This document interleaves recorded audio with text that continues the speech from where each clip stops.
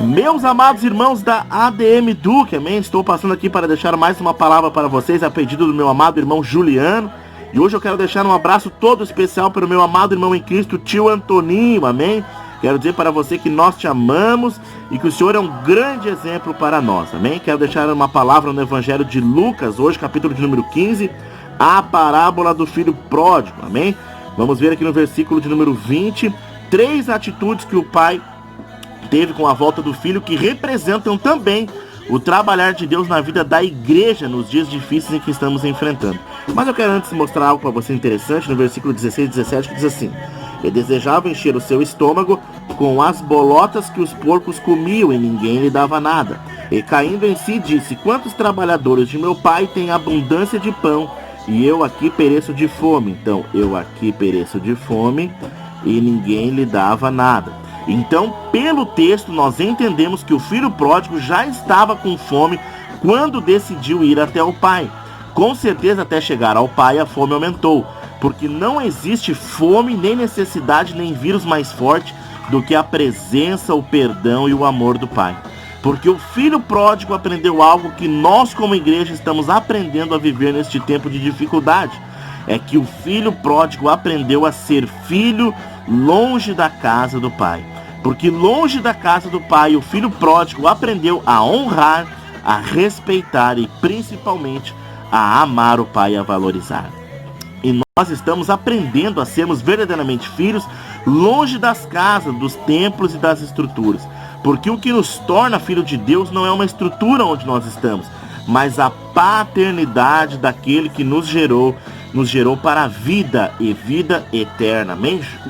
João, Evangelho de João, capítulo 1, versículo de número 12 e 13, diz assim: mas a todos quantos o receberam, deu-lhes o poder de serem feitos filhos de Deus, aos que creem no seu nome, os quais não nasceram do sangue, nem da vontade da carne, nem da vontade do varão, mas de Deus, certo? Porque o mundo tirou a parte da fazenda que o filho pródigo tinha, tudo que ele tinha, mas não conseguiu tirar do filho pródigo a sua paternidade, certo? Há um pai de braços abertos que te ama muito, porque nós sempre falávamos em avivamento, despertamento, e estamos vivendo, eu creio, um grande despertamento, porque nós esperávamos este avivamento, este despertamento dentro dos templos, dentro das casas, mas não, este avivamento, este despertamento é em nós, na nossa consciência. Por isso no versículo 17 diz assim, ó: e caindo em si, isso é consciência. Então a atitude do pai aqui no versículo 20 vai retirar da vida do filho coisas que ele carrega consigo.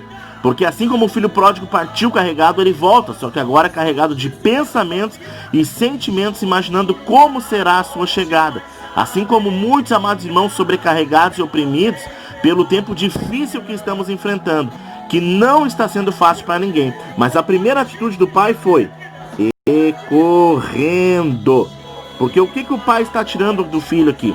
A falta de afetividade. Porque a grande ansiedade do filho era como seria a sua chegada, se ele conseguiria ser amado da mesma forma quando ele saiu. Porque o amor não se expressa com palavras, mas com atitudes. João capítulo 3, versículo 16: porque Deus amou o mundo de tal maneira que deu seu filho unigênito. Então o amor é entrega. Então neste tempo que estamos vivendo, Jesus está também trabalhando em nossas vidas, na nossa falta de afetividade como filho pródigo. Porque estávamos dentro das igrejas dizendo que amamos o Pai, mas com pouca atitude expressa na verdade.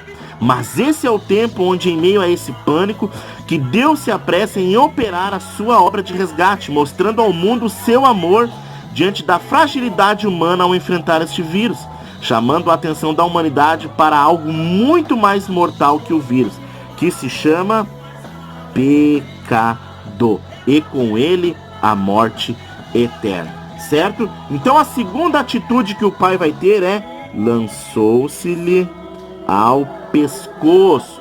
Amém? O que o pai está tirando aqui do filho? A falta de sensibilidade. Porque o medo do filho pródigo era que o pai tivesse o mesmo sentimento que o irmão mais velho e não o perdoaria. Mas porque o pai se lançou ao pescoço do filho, porque você bem sabe que a região do pescoço, do cangote, é sensível, dá arrepios, né? Aí quem é casado sabe muito bem.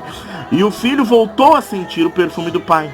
Então esse é o tempo em que vivemos, amém? Que estamos voltando a nos tornar sensíveis novamente. Com a situação, com as pessoas, é Deus trabalhando em nossa sensibilidade novamente. E a terceira atitude do pai foi que o beijou. Porque o que o pai está retirando do filho aqui? A falta de intimidade,